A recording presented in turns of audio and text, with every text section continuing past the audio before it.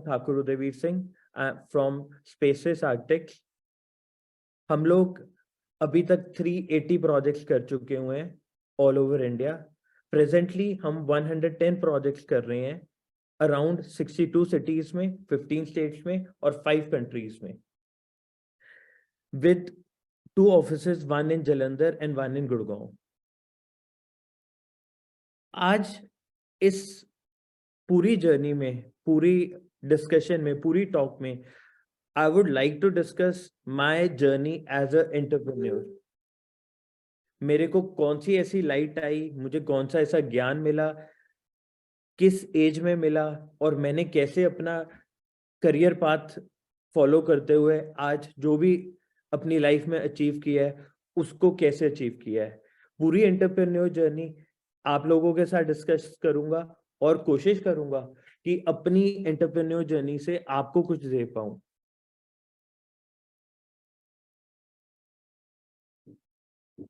As a child, जब मैं बच्चा था, I was very good in sketching. मुझे याद भी नहीं होगा कि मुझे स्केचिंग कब से करना पसंद है। मेरे मदर बहुत अच्छी स्केचिंग करते थे, शायद मेरे जीन्स में आ गई, I don't know, God gifted था क्या था। और ऐसी ही कोई ना कोई चीज भगवान ने हर किसी को कुछ ना कुछ गिफ्ट किया होता है। किसी को सिंगिंग गिफ्ट की है, किसी को एज अ स्पोर्ट्समैन कुछ बैटिंग करने के लिए अच्छा गिफ्ट किया है। तो अगर क्रिकेट की भी बात करूं तो किसी को बॉलिंग गिफ्ट की है, किसी को बैटिंग की है और किसी को शायद ऑलराउंडर बनना गिफ्ट किया है। तो भगवान ने सभी को कुछ ना कुछ ऐसा जरूर दिया है जो उसका वो यूनिक है। वो यूनिक चीज को सही एज में आइडेंटिफाई करना भी बहुत इंपॉर्टेंट है। तो जब मैं स्केचिंग अच्छी करता था तो मैं किसी के पास भी बैठा होता था, उसका स्केच करके दे देता था, उसका कार्टून बना के दे देता था। इसी जर्नी के दौरान जब मैं 5th 6th में था तो मैंने किसी आर्किटेक्ट के ऑफिस में उसको उनका स्केच किया हुआ कार्टून गिफ्ट कर दिया। जब उनको वहीं पे बैठे हुए कार्टून स्केच किया तो वो कहने लगे कि you are a great artist. और ये जो प्रोफेशन है ये एक टेक्निकल आर्टिस्ट वाला है। तो मैं साइंस में भी अच्छा था, मैथ्स में अच्छा था, आर्ट में अच्छा था। तो मैंने ये डिसाइड किया कि यस,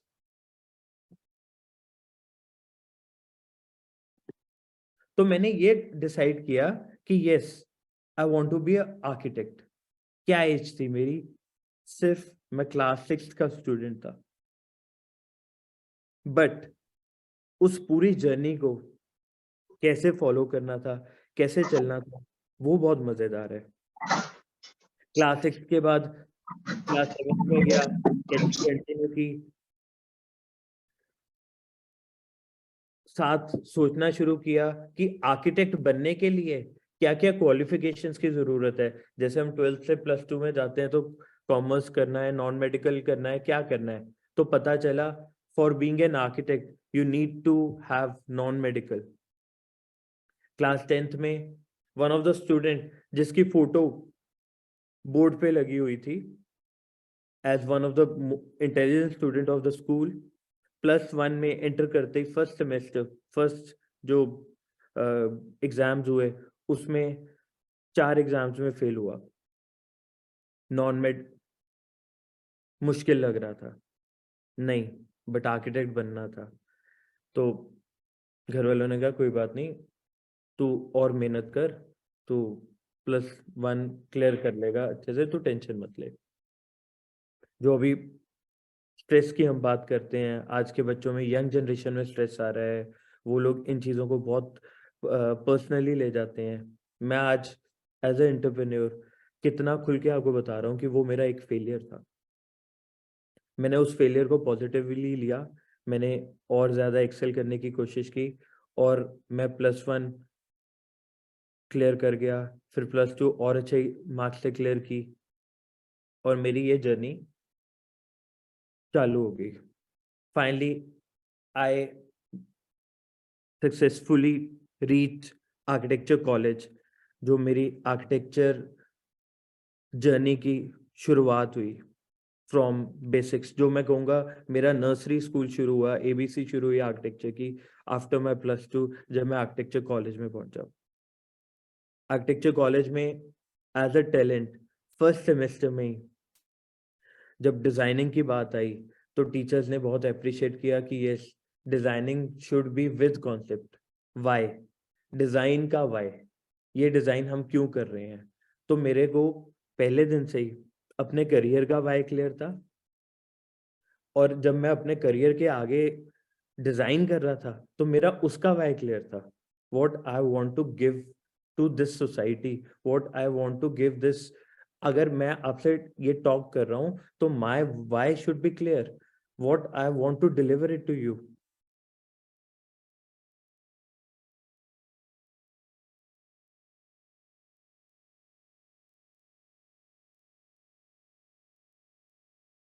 और उस जर्नी में चलते चलते जब मैं आर्किटेक्ट बन गया, मैं जॉब करने के लिए एक एमएनसी ज्वाइन की।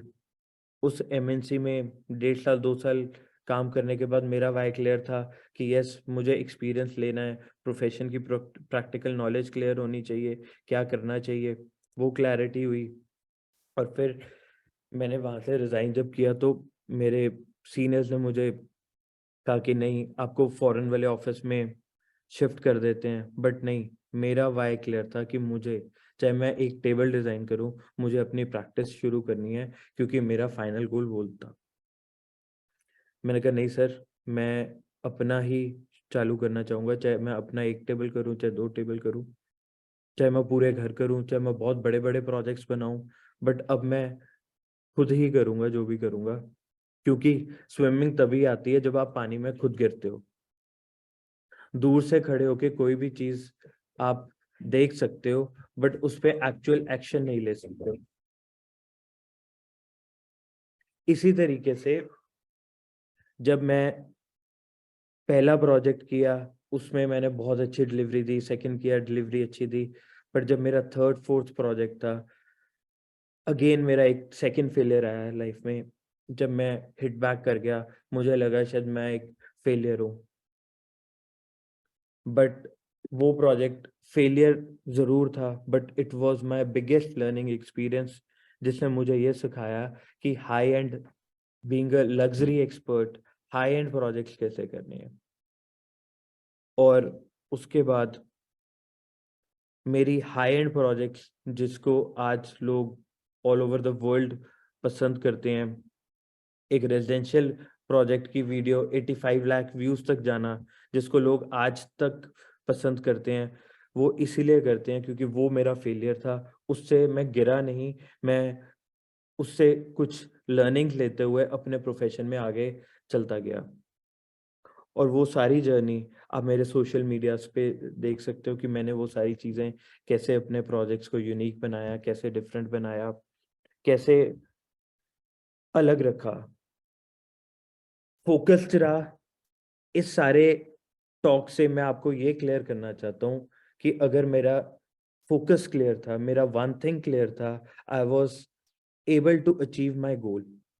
अगर आज बीइंग यंग स्टूडेंट्स, आप अपना फाइनल रिजल्ट, आप अपनी लाइफ में क्या अचीव करना चाहते हो, आप कौन सा गोल अचीव करना चाहते हो, आप आर्किटेक्ट बनना चाहते हो, आप डॉक्टर बनना चाहते हो, आप बेस्ट सर्जन बनना चाहते हो, आप बेस्ट टीचर बनना चाहते हो, आप बेस्ट म्यूजिशियन बनना चाहते हो, आप बेस्ट तबला मास्टर बनना चाहते हो, आप बेस्ट फोटोग्राफर बनना चाहते हो, may be anything, may be आपको खाना बनाना पसंद हो तो आप बेस्ट शेफ बन सकते हो। But your one thing, your career path should be clear कि मुझे ये रास्ता पकड़ना है, और मैं ये पकड़ते हुए अपनी एंटरप्रेन्योर जर्नी तक पहुंच जाऊंगा। पता भी नहीं चलेगा। इस चीज को मैनिफेस्ट कर लेना कि आप वर्ल्ड के बेस्ट शेफ बन गए हो, वर्ल्ड के बेस्ट म्यूजिशियन बन चुके हो। लाइफ और भगवान और ये यूनिवर्स आपको अपने आप रास्ते बनाता जाएगा उस चीजों को अचीव करने के लिए। तो ये मेरी जर्नी थी जो एज अ आर्किटेक्ट मैंने परस्यू की। और उसके बाद मेरा जो सेकंड फेलियर था, उसके बाद मैं और ग्रो किया। बट आज मैं यहाँ तक पहुँचा तो मेरा क्या क्या मैनिफेस्टेशंस थी, उसके बारे में आपको डिस्कशन करना चाहूँगा। जब मैं आर्किटेक्ट बन गया, मेरा प्रोफेशन अच्छा शुरू होना, प्रैक्टिस अच्छी चलनी शुरू हुई, तो मुझे रियलाइज़ हुआ। क्या रियलाइज़ हुआ? जब मैं अच्छी बुक्स देखता था, अच्छी मैगज़ीन्स देखता था, अच्छी वीडियोज़ देखता था ल दूसरे आर्किटेक्ट्स की, जिनको मैं फ़ॉलो करता था, तो मैं ये बोलता था, why I can't be there?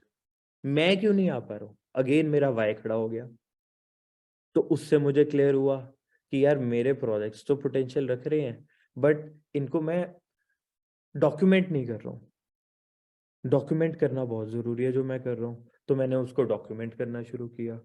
फिर हमने उन मैगज़ीन्स को भेजना जब शुरू किया, तो अगेन फेलियर शुरू हुआ। वो मैगज़ीन्स, वो बुक्स वाले कहते हैं आपका प्रोजेक्ट अप टू मार्क नहीं है। Up to mark. फिर मेरा व्हाय शुरू हुआ, ये अप टू मार्क यहाँ तक आने के लिए क्या करना पड़ता है? तो मुझे पता चला कि हमारे जब डिज़ाइन की व्हाय हम उनको क्लियर करते हैं, तो उनको क्लैरिटी होती है कि ये चीज़ की डिज़ाइनिंग ऐसी क्यों की गई? ये एंड रिज़ल्ट क्या लेना चाह रहे थे हम उस प्रोजेक्ट से? अपनी लाइफ़ का, अपने प्रोजेक्ट का, हर छोटी, हर बड़ी चीज़ का व्हाय क्लियर था। तो उन्होंने भी व्हाय पूछा, हमने वो व्हाय बताया। तो जैसे वो व्हाय बताने शुरू किए, उन्होंने कहा योर डिज़ाइन्स आर वंडरफुल, इसके पीछे ये थॉट प्रोसेस है। वॉटरफॉल हाउस के पीछे अलग थॉट प्रोसेस था, यूनिवर्सल अवार्ड के पीछे अलग थॉट प्रोसेस था। बट हर हर प्रोजेक्ट के पीछे एक बैक एंड पे स्टोरी थी, व्हाय था कि वो क्यों करना चाहते हैं। उस यूज़र को हम क्या डिलिवरेबल देना चाहते हैं। आज being an and founder of Spaces Architects, I am very proud to say हमारे को, हमारे हर एम्प्लॉय को इस कंपनी का why is very clear. What we want to deliver to our clients. We want to deliver high-end lifestyle, high-end luxury lifestyle in a very economical prices. हम ठीक prices पे एक हाई एंड चीज देना चाहते हैं, जहां पे they have plenty of light, air in their spaces, जो उनकी लाइफ में एक पॉजिटिव इम्पैक्ट लाए, उनकी लाइफ में एक पॉजिटिव इम्पैक्ट लाके उनके उनके पर्सनल करियर्स में, उनके पर्सनल रिलेशंस में एक पॉजिटिव इम्पैक्ट लाए। वो positive impact through spiritual beliefs. हम जो हमारा जो इंडियन कल्चर है, it's one of the strongest culture. हमारी जो हिंदी मातृभाषा है, is the strongest language in the world. इसमें जितनी मात्राएं हैं, इनके अपने मतलब है। इसमें जो इसकी जो भावनाएं हैं, वो उस मात्राओं में क्लियर हो सकती हैं। तो जो हमारा कंपनी का वाय था, वो भी क्लियर था। हमारे प्रोजेक्ट्स का वाय क्लियर है। जब हम ऐसा पॉजिटिव इम्पैक्ट अपने क्लाइंट्स को देते हैं, तो उनका जो लाइफस्टाइल चेंज होता है, जो उनकी लाइफ में पॉजिटिव इम्पैक्ट आता है, जो उनको फीडबैक मिलता है, उसके जो गेस्ट आते हैं उस घर से, वो एक डिफरेंट लेवल की ऑल टुगेदर स्टोरी है। वो फिजिकल वर्ड्स में बताना इज वेरी डिफिकल्ट। वो एक फीलिंग है जो अपने आप में एक हैप्पीनेस की फीलिंग है, जो अपने आप में सेल्फ अकम्प्लिशमेंट की फीलिंग है। तो इस सारी जो मेरी टॉक है,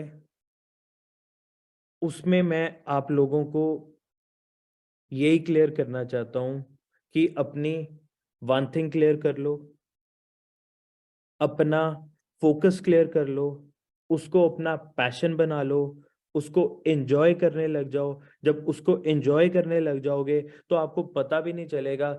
उस सारी लाइफ उसको आप अपना एंजॉय करते हुए करते जाओगे, पैसे भी कमाओगे, फेम भी कमाओगे, बहुत बड़ा बड़ा दुनिया में नाम भी बनाओगे। और और क्या चाहिए लाइफ में? इससे ज्यादा कुछ चाहिए ही नहीं। और वो जो सेल्फ अकम्प्लिशमेंट की जो कंप्लीट होने की फीलिंग देगी, वो अपने आप में एक बहुत ही डिफरेंट फीलिंग है। कभी भी ये मत सोचो इस प्रोफेशन में स्कोप है कि नहीं है। मोस्ट ऑफ द पीपल वो कहते हैं कि भेड़ चाल में लग जाते हैं। जो मैक्सिमम मैक्सिमम स्टूडेंट्स कर रहे होते हैं, हम कोशिश करते हैं हम वो करने की कोशिश करें। कई बार पेरेंट्स भी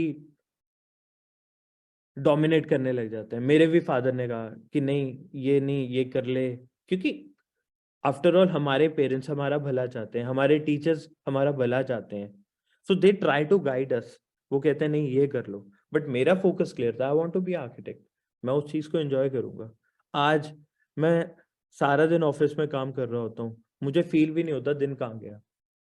मुझे सपने भी इसी के आते हैं। मैं जीता इसके साथ हूँ, सांस इसके साथ लेता हूँ, घूमने जाता हूँ तो मेरे को बिल्डिंग्स दिखती हैं, मुझे और कुछ समझ भी नहीं आता।